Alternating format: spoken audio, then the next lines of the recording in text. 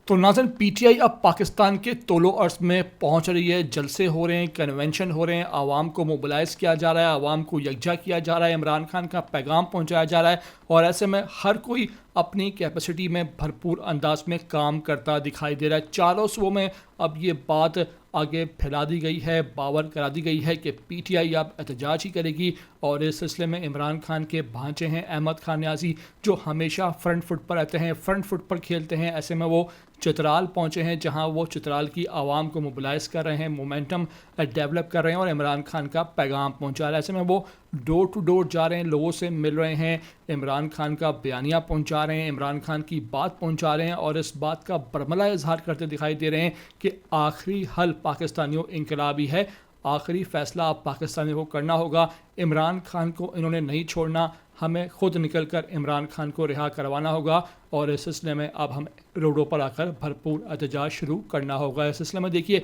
किस तरह उन्होंने वहाँ पर एंट्री दी, किस तरह उनका वहाँ पुरतपाक इस्तकबाल हुआ।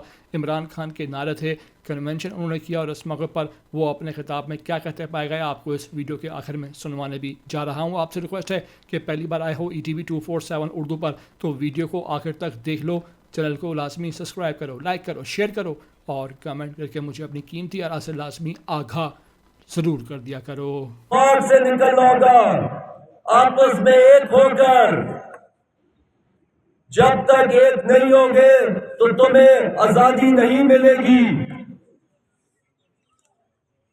इस तहरीक को जो खान साहब ने ये तहरीक चलाई है हकीकी आजादी की, इस तहरीक को तहरीक पाकिस्तान की तरह आपने समझना होगा। तहरीक जिस तरह तहरीक पाकिस्तान में हमारे बुजुर्गों ने कुर्बानियां दी थी, उसी तरह आपको इस तहरीक के लिए कुर्बानियां देनी पड़ेंगी, तब जाके आपको यह आजादी मिलेगी।